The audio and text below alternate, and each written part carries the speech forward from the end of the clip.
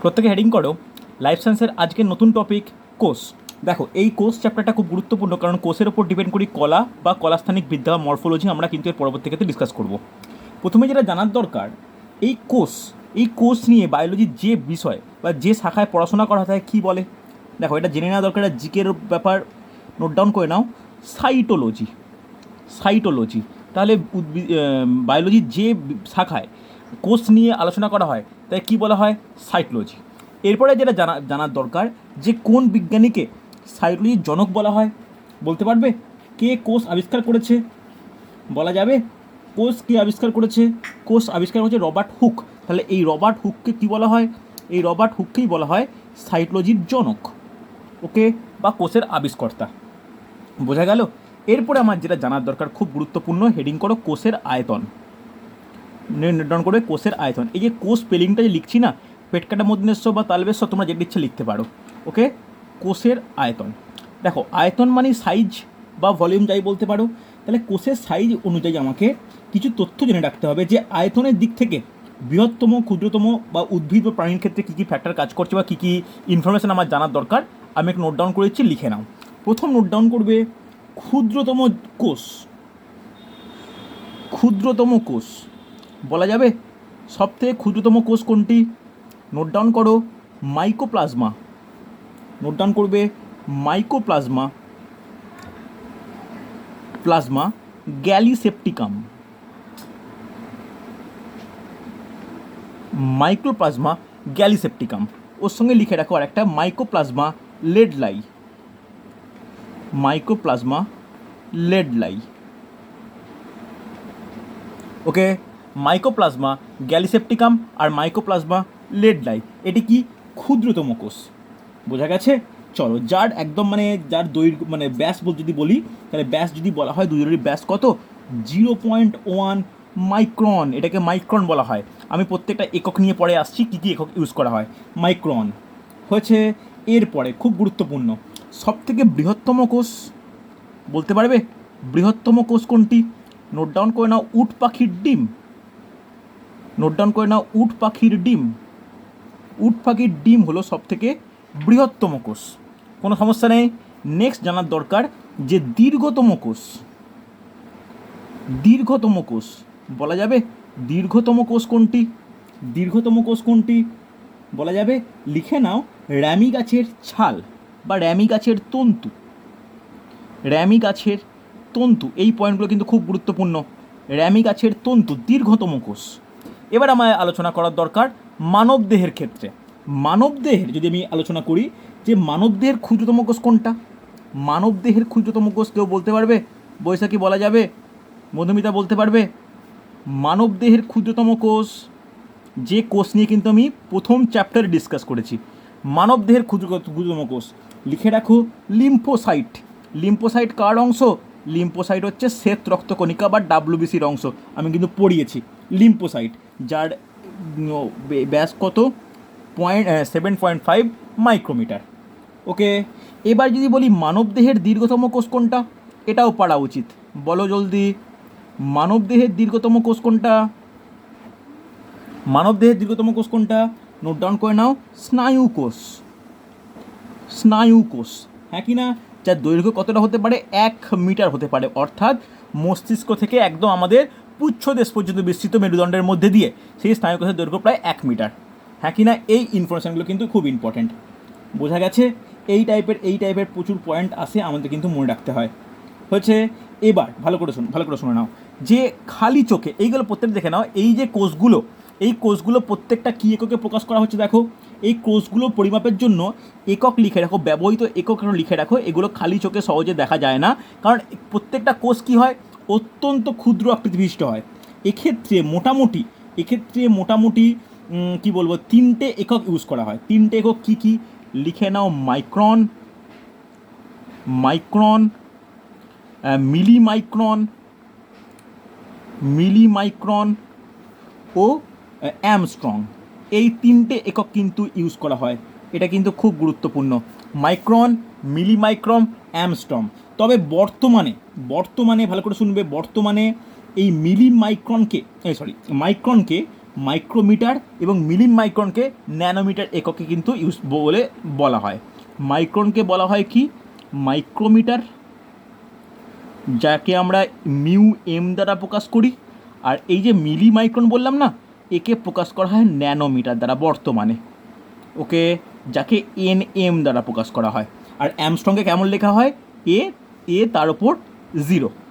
মনে থাকবে এই 3টে এককে যে কোনো কোষের সাইজ আমরা বলতে পারি। তাহলে দেখো এগুলো এতটাই ছোট যে এগুলোকে খালি চোখে দেখার সম্ভাবনা প্রায় কম, কিন্তু কোনো ক্ষেত্রে আমরা খালি চোখে দেখতেও পাই। কোশ্চেন আসে যে এমন একটি উদ্ভিদ কোষের নাম বলো যা খালি চোখে দেখা সম্ভব। কেউ বলতে পারবে? নোট ডাউন করে নাও, খুব গুরুত্বপূর্ণ পয়েন্ট। খালি চোখে দেখা যায় এমন উদ্ভিদ কোষ আর প্রাণী কোষ কী হবে? প্রাণী কোষ খালি চোখে দেখা যায় এমন এক্সাম্পল কি? ডিম, যে কোনো পাখির ডিম, যে কোনো পাখি, সে মুরগি হতে পারে, ওট পাখি হতে পারে, যে কোনো পাখির ডিম বলতে কি এক একটা কোষ, সেই কোষ কিন্তু খালি চোখে দেখতে পাচ্ছি, তাই প্রাণী কোষ আমরা খালি চোখে দেখা যায়, এরকম এক্সাম্পল আমাদের কাছে আছে। কিন্তু কোশ্চেন খুব আস্তে লক্ষ্য করা যায় যে এমন একটি উদ্ভিদ কোষের নাম বলো যেটি খালি চোখে দেখা সম্ভব। কি এক্সাম্পল হবে? কেউ বলতে পারবে? নোট ডাউন করে নাও, অ্যাসিটাবুলেরিয়া।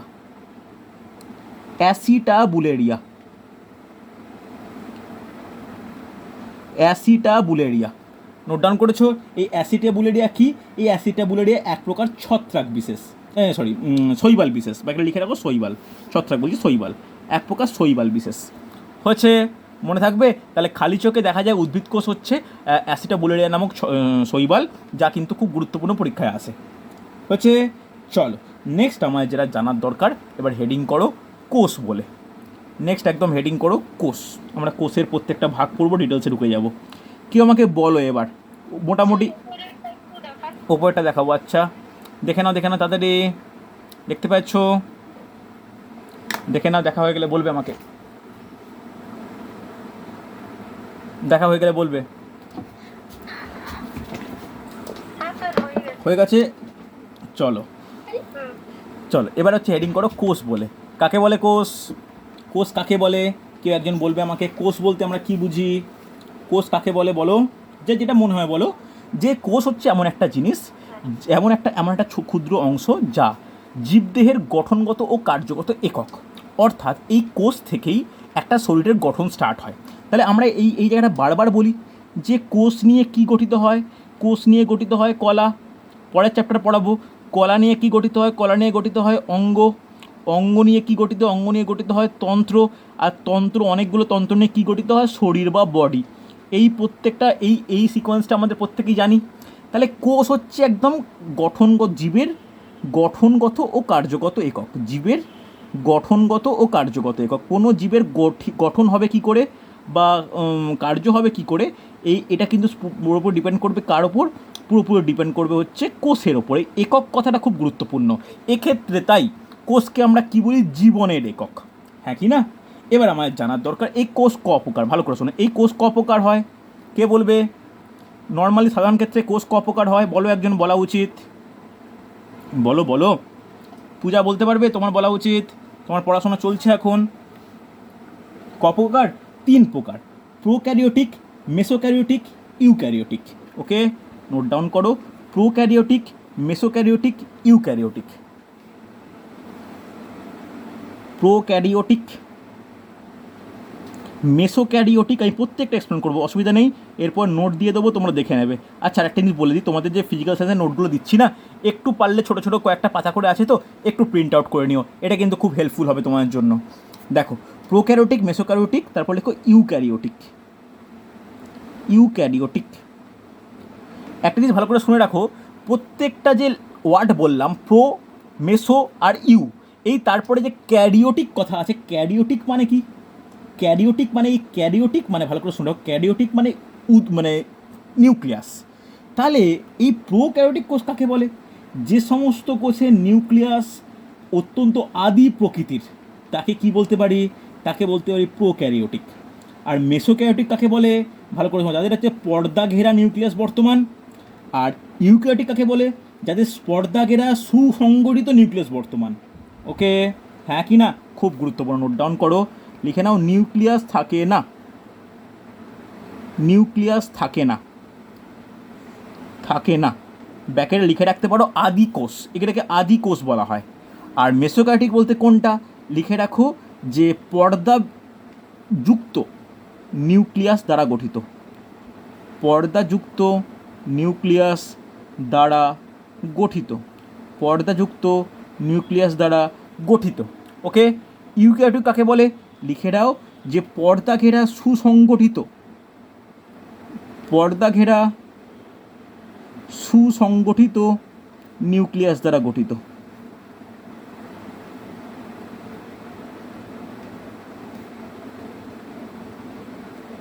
হয়েছে? এই পয়েন্টগুলো কিন্তু খুব গুরুত্বপূর্ণ, প্রোক্যারিওটিক, ইউক্যারিওটিক, মেসোক্যারিওটিক মনে থাকবে। এবার আমাদের যেটা পড়ার দরকার হয়, এই ইউক্যারিওটিক কোষ আছে না, এর আবার দুটো ভাগ আমরা করে রাখি। কী কী দুটো ভাগ দেখতে পাচ্ছ আশা করি, এর দুটো ভাগ করে রাখি। কী দুটো ভাগ, একটা হচ্ছে উদ্ভিদ কোষ, একটা উদ্ভিদ কোষ, আর একটা কী কোষ, একটা প্রাণী কোষ। একটি উদ্ভিদ কোষ, একটি প্রাণী কোষ, এটা কিন্তু খুব ইম্পর্ট্যান্ট, মনে থাকবে। আমরা সেই অনুযায়ী ভাগ করে পড়াশোনা পড়াগুলো আরম্ভ করি। তবে আমাদের যেটা পড়ার দরকার হয়, ভালো করে শুনবে, আমার যেটা পড়ার দরকার হয় মেনলি ইউক্যারিওটিক কোষ ও তার গঠন নিয়ে পড়লেই কিন্তু লক্ষ্য করা পড়লেই কিন্তু পড়া কমপ্লিট হয়ে যায়। এবার আমাদের জানার দরকার, এই যে পড়লাম কোষ নিয়ে, এই কোষের মধ্যে কী কী বর্তমান, এই কোষের প্রধান গঠন কী কী, এই গঠন কিন্তু খুব ইম্পর্ট্যান্ট, ভালো করে শোনো। তাহলে আমাদের নেক্সট পয়েন্ট করে হেডিং করো, একটি আদর্শ ইউক্যারিওটিক কোষের গঠন। নোট ডাউন করে নাও, খুব গুরুত্বপূর্ণ, একটি আদর্শ ইউক্যারিওটিক কোষের গঠন। নেক্সট নোট ডাউন করবে, একটি আদর্শ ইউক্যারিওটিক কোষের গঠন, আদর্শ ইউক্যারিওটিক কোষের গঠন, ইউক্যারিওটিক কোষের গঠন। দেখো, গঠন বললেই বলতে পারবে সাধারণ ভাষায় বা সাধারণভাবে একটা কোষ গঠনগতভাবে কটা অংশে বিভক্ত, একটা কোষ গঠনগতভাবে ইউক্যারিওটিক কোষ কটা ভাবে বিভক্ত বলা যাবে, বলা উচিত কিন্তু এটা। একটু তাড়াতাড়ি আমার সঙ্গে লেখো, জলদি, দেরি হয়ে যাচ্ছে, জলদি দেখে নাও, জলদি নোট ডাউন করো আমার সঙ্গে সঙ্গে। লেখা হয়েছে? চল দেখো, একটি আদর্শ ইউক্যারিওটিক কোষের গঠন। ওকে, চলো এই ইউক্যারিওটিক কোষের যে গঠন বলবো, এই গঠন বলতে মেনলি কটা ভাগে ভাগ করতে পারি আমরা, কে বলবে? গঠন কটা ভাগে ভাগ করতে পারি, প্রধান কটা অংশ বর্তমান বলো, শুনতে পাচ্ছি না, শুনতে পাচ্ছি না। তার আগেও একটা জিনিস বর্তমান, নোট ডাউন করে নাও। দেখো, প্রধান দুটো ভাগ, একটা কি ভালো করে দেখো, একটা কোষ আবরক, একটা কোষ আবরক, আর একটা কি, একটা প্রোটোপ্লাজম, একটা প্রোটোপ্লাজম। ভালো করে শুনে রাখো, নামগুলো কিন্তু খুব ইম্পর্টেন্ট, একটা কোষ আবরক আর একটা প্রোটোপ্লাজম। কোনো অসুবিধা নেই, হ্যাঁ কি না? এই প্রোটোপ্লাজম আবার কটা ভাগে বিভক্ত, এই প্রোটোপ্লাজম দুটো ভাগে বিভক্ত। কি কি? একটা হচ্ছে সাইটোপ্লাজম, আর একটা কি, আর একটা হচ্ছে নিউক্লিয়াস। সাইটোপ্লাজম আর একটা হচ্ছে নিউক্লিয়াস। এবার চলে এসো কোষ আবরক। কোষ আবরক কটা রকম থাকে? কোষ আবরক দু রকম। কী কী? একটা হচ্ছে কোষ প্রাচীর, কোষ প্রাচীর, আর একটা কি, কোষ পর্দা, যাকে আমরা প্লাজমা পর্দা বলা হয়। হচ্ছে? দেখো, এই আমি যে গঠনটা লেখাচ্ছি, এই ছকটা মনে রাখো, দেখবে কোনো সমস্যা কিন্তু হচ্ছে না। হচ্ছে? এবার আমার যেটা জানার দরকার, যেটা খুব গুরুত্বপূর্ণ, যে এই যে পড়তে আরম্ভ করছি আমি, এই সাইটোপ্লাজমের মধ্যে কি বর্তমান সবচেয়ে গুরুত্বপূর্ণ? সাইটোপ্লাজমের মধ্যে বর্তমান হচ্ছে অঙ্গাণু। সাইটোপ্লাজমের মধ্যেই কিন্তু কি বর্তমান থাকে? সাইটোপ্লাজমীয় অঙ্গাণু। এই অঙ্গাণুগুলো আবার খুব গুরুত্বপূর্ণ। অঙ্গাণুটাকে স্টার দাও বা বক্স করো। এই অঙ্গাণুর আবার ভাগ হয়, দেখো স্ক্রিনে তোমরা দেখতে পাচ্ছ, এটা তার আবার ভাগ করব। কাকে ভাগ করব? অঙ্গাণুকে। কটা ভাগে ভাগ করব? দুটো ভাগে ভাগ করব। ভালো করে দেখো, দুটো ভাগে ভাগ। কী কী? একটা হচ্ছে পর্দাবিহীন, একটা পর্দাবিহীন, আর একটা কি, পর্দাযুক্ত। একটা পর্দাবিহীন আর একটা পর্দাযুক্ত। হয়েছে? এই পর্দাবিহীনের কটা এক্সাম্পল মনে রাখা দরকার। পর্দাবিহীন হচ্ছে দু রকম। কী কী? একটা রাইবোজোম আর একটা সেন্ট্রোজোম। একটা রাইবোজোম, 2 নম্বর নোট ডাউন করো সেন্ট্রোজোম। সেন্ট্রোজোম নোট ডাউন করেছো? তাহলে পর্দাবিহীন কোষীয় অঙ্গাণু দু রকম, কী কী? একটা রাইবোজোম, একটা সেন্ট্রোজোম। পর্দা যুক্ত কী কী? পর্দা যুক্ত হচ্ছে আবার দু রকম, কী কী হয়? নোট ডাউন করো। একক পর্দাযুক্ত, একক পর্দাযুক্ত, আর 2 নম্বর নোট ডাউন করবে দ্বি একক পর্দাযুক্ত, দ্বি একক পর্দাযুক্ত। ওকে, একক পর্দাযুক্ত, দ্বি একক পর্দাযুক্ত। তাহলে এই একক পর্দাযুক্ত যে অঙ্গাণু, এটা করকম হয়? 3 রকম। নাম নোট ডাউন করো, খুব গুরুত্বপূর্ণ।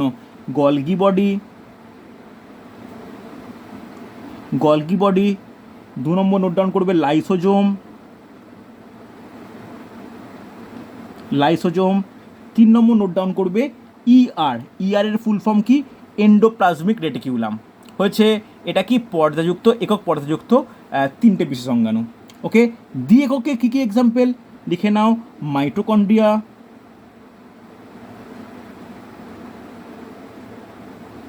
মাইটোকন্ড্রিয়া। 2 নম্বর নোট ডাউন করে plastid, plastid. 3 number note down করবে যে নিউক্লিয়াস। তবে এই নিউক্লিয়াসটাকে আলাদা করে স্টার দিয়ে রেখে দাও, এটা আমরা আলাদা করেই দেখো নিউক্লিয়াস হিসাবে আমরা লিখেই রেখেছি, তাই আমার নিউক্লিয়াসটাকে এর মধ্যে না লিখলেও চলতো। দেখো, তোমরা যে ছক আমি অঙ্গাণুকে ভাগ করে যে লেখালাম, লিখতে পারলে? দেখো, এটা কিন্তু খুব গুরুত্বপূর্ণ। দেখো, কোনো ডাউট থাকলে বলো আমাকে, রেসপন্স করো প্রত্যেকে। হ্যাঁ কি না? কোনো ডাউট থাকলে জিজ্ঞেস করো। হয়েছে? লেখা হয়েছে? আরে হ্যাঁ কি না, কিছু তো বলো। লেখা হয়েছে তো? জলদি লেখো, জলদি লেখো, জলদি লেখো, জলদি লেখো, জলদি লেখো। লেখা হয়ে গেলে বলো, তাড়াতাড়ি করো। তাহলে অঙ্গাণুকে দুটো ভাগ করা, একটা পর্দাবিহীন অঙ্গাণু, তার দুটো এক্সাম্পল রাইবোজোম, সেন্ট্রোজোম। আর একটা পর্দা যুক্ত, তার আবার দুটো ভাগ, একটা কি? একটা হচ্ছে একক পর্দা, একটা দ্বি একক পর্দা। একক পর্দা 3টে এক্সাম্পল, দ্বি একক পর্দা 2টো এক্সাম্পল। নিউক্লিয়াসটা বাদ দিলাম আমি। তাহলে এই প্রত্যেকটা যে অঙ্গাণু পেলাম, আমাদের কিন্তু এগুলো পড়তে হবে। কি কি পড়বো আমরা পরপর? ভালো করে দেখো কি কি পড়বো। দেখো, আমরা পড়তে আরম্ভ করবো হচ্ছে কোষ প্রাচীর থেকে। তাহলে স্টার্ট দাও। একটা অঙ্গাণু নিয়ে একটা পয়েন্ট পড়তে হবে। কোষ পর্দা 2 নম্বর পয়েন্ট। তারপরে চলে আসবো এখানে, একটা দুটো হলো, তারপরে রাইবোজোম 3টে, সেন্ট্রোজোম 4টে, গলগি বডি 5টা, লাইসোজোম 6টা, এন্ডোরেটিকুলাম 7খানা, মাইটোকন্ড্রিয়া 8খানা, প্লাস্টিড 9খানা, আর নিউক্লিয়াস নিউক্লিয়াস 10খানা। তাহলে এইগুলো কিন্তু আমাদের ঠিক করে পড়তে হবে। তাহলে এদিকে 3টে, এদিকে 3টে, এখানে দুটো, ওপরে দুটো। তাহলে এই 10খানা প্রত্যেকটা অঙ্গাণু বা আবরক সম্পর্কে আমাদের কিন্তু ডিটেলসে পড়া প্রয়োজন। বুঝতে পারলে? ডিটেলসে পড়া প্রয়োজন, কারণ ডিটেলসে না পড়লে আমরা এই যে পয়েন্টগুলো বা পরীক্ষায় যে কোশ্চেনগুলো সেগুলো কিন্তু পড়া মুশকিল হয়ে যায়। ওকে, চল। তাহলে এই টপিকগুলোর মধ্যে সবথেকে প্রথমে হেডিং করো কোষ প্রাচীর। কোষ প্রাচীর হেডিং করো, কোষ প্রাচীর। কোষ প্রাচীরকে ইংলিশে কী বলা হয়? কোষ প্রাচীরকে ইংলিশে বলা হয় সেল ওয়াল, সেল ওয়াল। ওকে, তবে ফার্স্ট পয়েন্ট যেটা খুব গুরুত্বপূর্ণ, এই সেল ওয়াল কাদের দেহে থাকে বলতে পারবে? লিখে রাখো, উদ্ভিদ কোষে। এটি শুধুমাত্র উদ্ভিদ ইউক্যারিওটিক কোষে বর্তমান। ফার্স্ট গুরুত্বপূর্ণ পয়েন্ট, এটি উদ্ভিদ কোষে বর্তমান। হয়েছে? তাহলে কোষ প্রাচীর কোথায় বর্তমান? উদ্ভিদ কোষে বর্তমান। হয়েছে? তাহলে কোষ প্রাচীর কটি অংশ দ্বারা গঠিত? কোষ প্রাচীরের 3টি অংশ বর্তমান। কি কি? নোট ডাউন করে নাও। দেখো, যেগুলো লেখাচ্ছি একটু ভালো করে মনে রাখো। একটা হচ্ছে মধ্যপর্দা, একটা মধ্যপর্দা। সেকেন্ড হচ্ছে প্রাথমিক প্রাচীর, প্রাথমিক প্রাচীর। তারপর নোট ডাউন করবে গৌণ প্রাচীর, নোট ডাউন করে গৌণ প্রাচীর। এই 3টে কিন্তু খুব ইম্পর্ট্যান্ট, মধ্যপর্দা, প্রাথমিক প্রাচীর, গৌণ প্রাচীর। লেখা হচ্ছে। এবার চলো প্রত্যেকটার পয়েন্ট একটু নোট ডাউন করে দেখ, কার মধ্যে কি বর্তমান থাকে। দেখো, মধ্যপর্দায় কি বর্তমান, ভালো করে শুনে রাখো, মধ্যপর্দায় লিগনিন বর্তমান। ওকে, চলো, এটা কিন্তু খুব গুরুত্বপূর্ণ, লিখে রাখো যে লিগনিন দ্বারা গঠিত, লিগনিন দ্বারা গঠিত। এছাড়া ক্যালসিয়াম ও ম্যাগনেসিয়াম পেকটেট থাকে, তবে লিগনিনটা হচ্ছে প্রধান উপাদান বিশেষ। হচ্ছে প্রাথমিক প্রাচীরে কি বর্তমান? প্রাথমিক প্রাচীরে প্রধানত কি বর্তমান থাকে? প্রধানত বর্তমান থাকে সেলুলোজ, প্রধানত বর্তমান থাকে হচ্ছে সেলুলোজ, মনে থাকবে। আর গৌণ প্রাচীরে কি বর্তমান, যে গৌণ যে প্রাচীর, এই গৌণ প্রাচীরে বর্তমান হচ্ছে cellulose, hemicellulose, lignin. Note down করো, সেলুলোজ, সেলুলোজ, হেমিসেলুলোজ, লিগনিন। ওকে, এটা কিন্তু খুব ইম্পর্ট্যান্ট, মনে থাকবে, অসুবিধা নেই। নেক্সট আমার যে পয়েন্ট পড়ার দরকার আছে, এই কোষ প্রাচীরের আন্ডারে লিখে রাখো প্লাজমোডেসমাটা। নোট ডাউন করো, প্লাজমোডেসমাটা। কাকে বলে প্লাজমোডেসমাটা? এনি আইডিয়া, কারোর কোনো জানা আছে? দেখো, খুব গুরুত্বপূর্ণ, যে উদ্ভিদ কোষের কোষ প্রাচীর অসংখ্য সূক্ষ্ম ছিদ্র বিশিষ্ট কিছু বিশেষ অংশ দ্বারা গঠিত, যার মাধ্যমে কি হয়, একটি কোষের সাইটোপ্লাজম থেকে অন্য কোষের সাইটোপ্লাজমের সংযোগ রক্ষিত হয়। একে কি বলা হয়? প্লাজমোডেসমাটা বলা হয়। ওকে, লিখে নাও, কোষ প্রাচীরে অবস্থিত, কোষ প্রাচীরে অবস্থিত ছিদ্র বিশেষ, অবস্থিত ছিদ্র বিশেষ, কোষ প্রাচীরে অবস্থিত ছিদ্র বিশেষ, যার দ্বারা, ছিদ্র বিশেষ যার দ্বারা দুটি কোষের মধ্যে সংযোগ রক্ষিত হয়, দুটি কোষের মধ্যে সংযোগ রক্ষিত হয়। ওকে, এটা কিন্তু খুব ইম্পর্টেন্ট, কারণ কোশ্চেন কেমন আসে? কোশ্চেন আসে যে প্লাজমোডেসমাটা এটি কোন অঙ্গের সঙ্গে, কোষের কোন অংশের সঙ্গে সম্পর্কিত। সেখানে কি অ্যান্সার হবে? সেখানে অ্যান্সার হবে কোষ প্রাচীর। বোঝা গেছে? হ্যাঁ কি না? এই টাইপের কোশ্চেনগুলো কিন্তু খুব ইম্পর্টেন্ট। বোঝা গেছে? হ্যাঁ কি না? চলো নেক্সট একটা পয়েন্ট করে লেখো, যে কাইটিন। এই কাইটিন কি, কেউ বলতে পারবে? দেখো, কাইটিন হচ্ছে কোষ প্রাচীরের একটি বিশেষ গঠনগত উপাদান, যেটি কার কোষ প্রাচীরে বর্তমান? বলতে পারবে কাইটিন কার কোষ প্রাচীরে বর্তমান? কে বলতে পারে দেখি, কার কোষ প্রাচীরে কাইটিন বর্তমান? নোট ডাউন করে নাও, যে ছত্রাকের কোষ প্রাচীরে বর্তমান। লিখে নাও, ছত্রাকের কোষ প্রাচীর। জাস্ট এইটুকু পয়েন্ট করে লেখো, ছত্রাকের কোষ প্রাচীর কাইটিন দ্বারা গঠিত হচ্ছে। যদি তোমাকে প্রশ্ন করা হয়, যদি তোমাকে প্রশ্ন করা হয় যে কোষ প্রাচীরের গঠনগত উপাদান কি, তখন কিন্তু আমরা সেলুলোজ বলবো।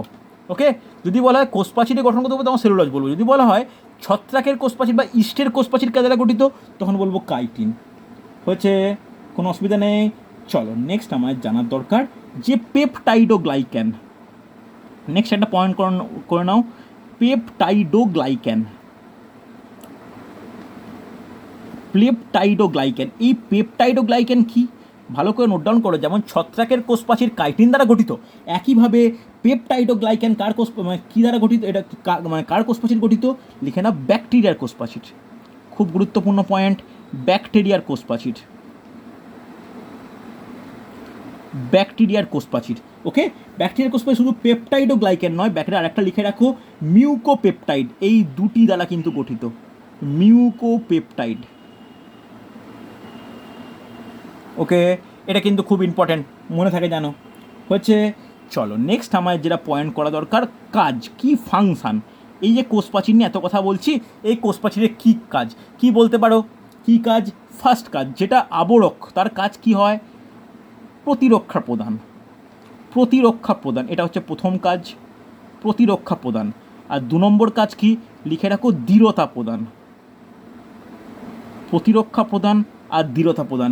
এই দুই হলো কোষ প্রাচীরের গুরুত্বপূর্ণ কাজ। হ্যাঁ কি না বলো, কোনো ডাউট থাকলে বলবে আমাকে। বোঝা গেছে? হ্যাঁ কি না? আরে হয়েছে না হয়নি? রেসপন্স করো প্রত্যেকে। লিখেছো প্রত্যেকে? নোট ডাউন করেছো? চলো দেখো, প্রত্যেকে লেখা কমপ্লিট তো? এই টাইপের কোশ্চেন কিন্তু খুব আসে। হচ্ছে, দেখো দেখে নাও, কোনো ডাউট থাকলে, কোনো সমস্যা থাকলে আমাকে বলবে। চলো নেক্সট প্রত্যেকে হেডিং করো, কোষ পর্দা বা প্লাজমা পর্দা। চলো নেক্সট হেডিং করো, কোষ পর্দা বা প্লাজমা পর্দা। প্রত্যেক দিনের পড়া একটু করে রাখো। আর মাত্র 44 দিন মতো বাকি, 12ই জুন তোমাদের পরীক্ষা। চলো নেক্সট মে মাস থেকে কিন্তু আমি ফুল মক নেওয়া স্টার্ট করব, একদম 115 মার্কসের। সিলেবাস অনেকটা কমপ্লিট হয়েছে, যতটা বাকি থাকে তার উপরে কিন্তু নেব, ঠিক আছে? ফুল সিলেবাসের এবার মক নেওয়া স্টার্ট করব, ছোটো ছোটো মক আর নয়। দেখো নেক্সট হেডিং করবে কোষ পর্দা, কোষ পর্দা। দেখো অঙ্কের সিলেবাস একটু বড়, তাই অঙ্কের বেশ কিছু ক্লাস আমি পরপর নেব, আর তার বাকি ক্লাস আমি রেকর্ডিং পাঠাবো। নোট ডাউন করে নাও, cell membrane, cell membrane. Cell membrane, এই কোষ পর্দাকে আমরা কি বলা হয়, একটা নামে কি বলা হয়, প্লাজমা পর্দা নামেও পরিচিত, প্লাজমা পর্দা নামেও পরিচিত হয়েছে। তাহলে এই কোষ পর্দা কিন্তু উদ্ভিদ প্রাণী উভয় কোষেই বর্তমান, কোনো অসুবিধা নেই।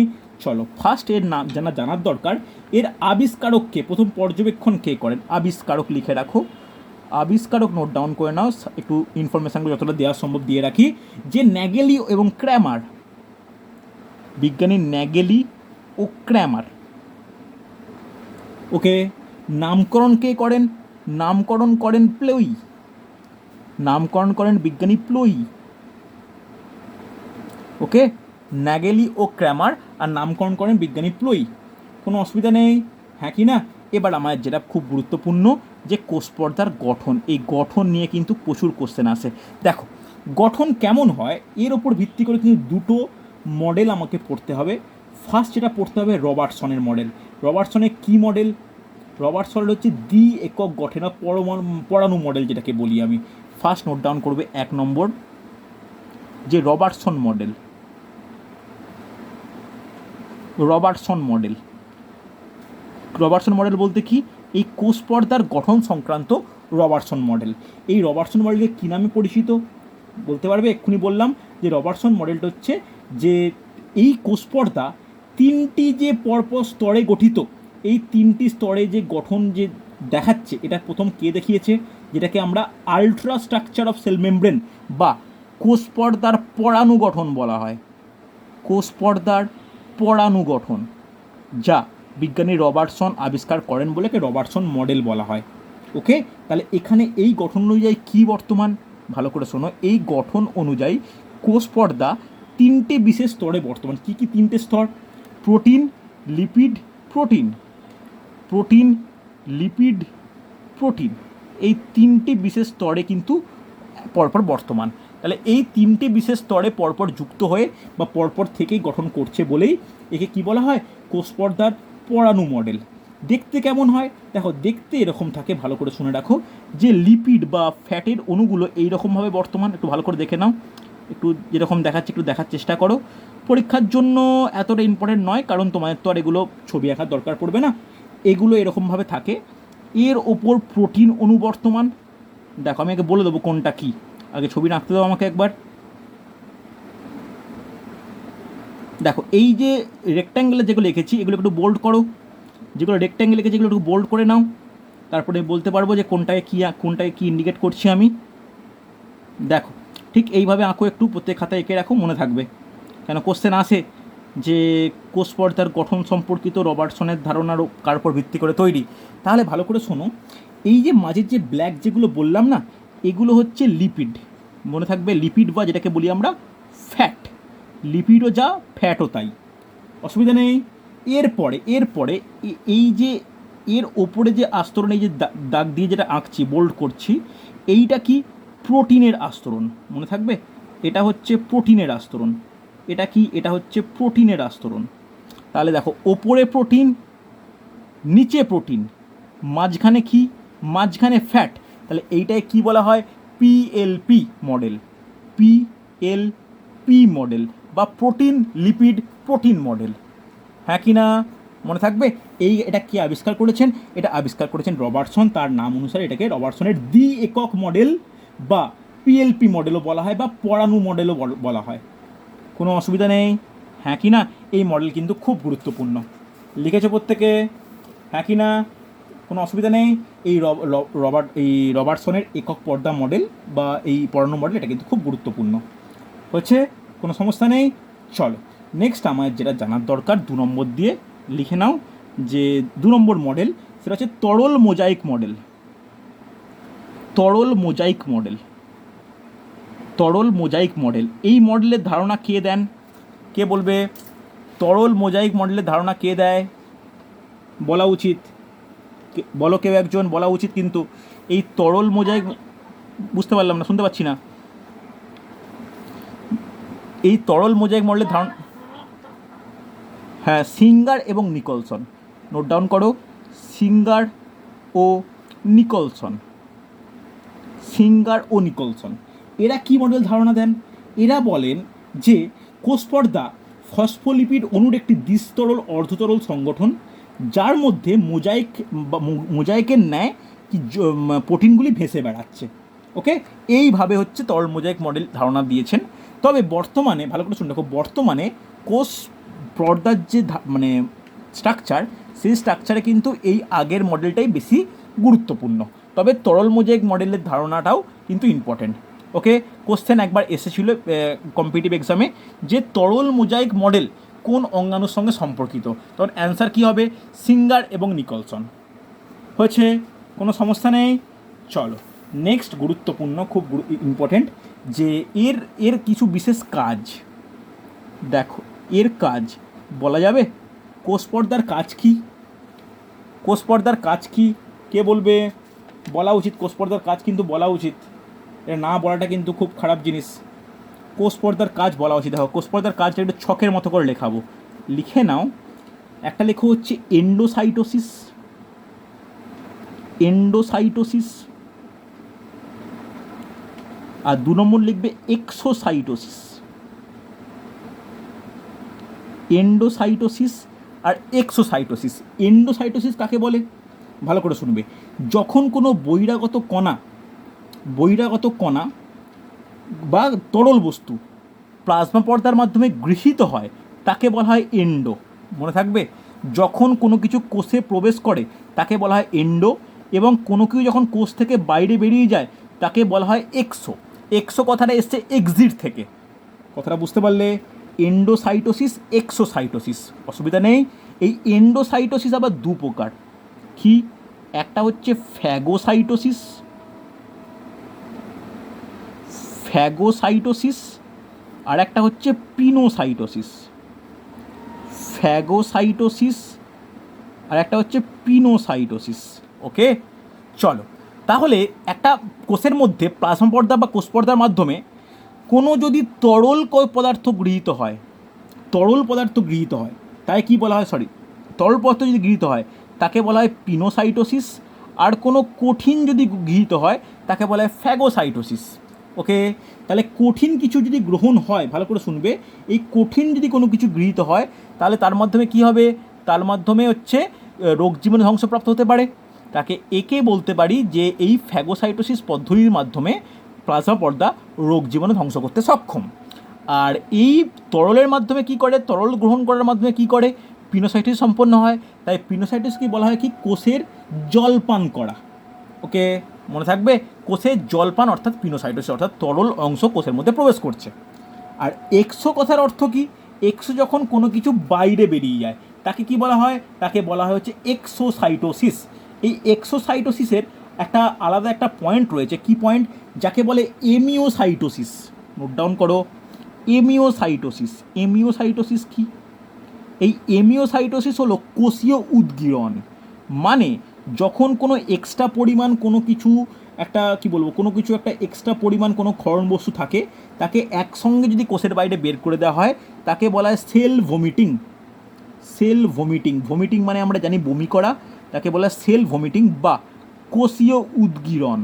বমি করাকে ভালো ভাষায় উদ্গীরণ বলা হয়, তাকে একেও বলা হয় কোষীয় উদ্গীরণ। ওকে, তাহলে বাইরে কোষের মধ্যে প্রবেশ করাটা এন্ডোসাইটোসিস, কোষের বাইরে বের করাটা এক্সোসাইটোসিস। এই দুটোই কার মাধ্যমে সম্পন্ন হয়? দুটোই সম্পন্ন হয় কোষ পর্দার মাধ্যমে। হ্যাঁ কি না? এটা কিন্তু যথেষ্ট গুরুত্বপূর্ণ পয়েন্ট। নোট ডাউন করেছো? Yes or no? রেসপন্স করো প্রত্যেকে। হয়েছে? কোনো ডাউট থাকলে বলো আমাকে। না, কোনো ডাউট থাকলে বলো আমাকে। কোষীয় উদ্গীরণ বা সেল ভমিটিং, অর্থাৎ কোনো ক্ষরণ বস্তু বা কোনো কিছু বস্তু যদি কোষের বাইরে একসঙ্গে অনেকটা অংশ করে বের করে দিই বমি করার নেয়, তাকে কী বলা হয়? তাকে বলা হচ্ছে কোষীয় উদ্গীরণ। হচ্ছে? হ্যাঁ কি না? চলো তাহলে আজকে দেখো আমাদের যে 10খানা অঙ্গাণু নিয়ে আলোচনা করার কথা ছিল, আজকে সবে 2টো শেষ করলাম, কোষ আবরকটা। পরের দিন অর্থাৎ পরশু দিনের ক্লাসে আমি ডিসকাস করবো পর একদম Golgi body, mitochondria, endoreticulum, lysosome, ribosome, centrosome, plastid, nucleus. পরের দিন পরপর, আর আমাকে আগের কোনো কিছু বলতে হবে না, পরপর এগুলো ডিসকাস করবো। তবে কিন্তু এই চ্যাপ্টার গোটা কমপ্লিট হয়। বড়ো চ্যাপ্টার, ইম্পর্টেন্ট চ্যাপ্টার, একটু ভালো করে পড়ে রাখো। তবে আজকেই আমি তোমাদেরকে এই টপিকের ওপর যে নোট আছে নোটটা প্রোভাইড করে দিয়ে যাচ্ছি, একটু পড়ে রাখো, তাহলে আগামী ক্লাসে আমার নোট বলতে সুবিধা হবে। ঠিক আছে, চলো তাহলে আজকে এতটাই।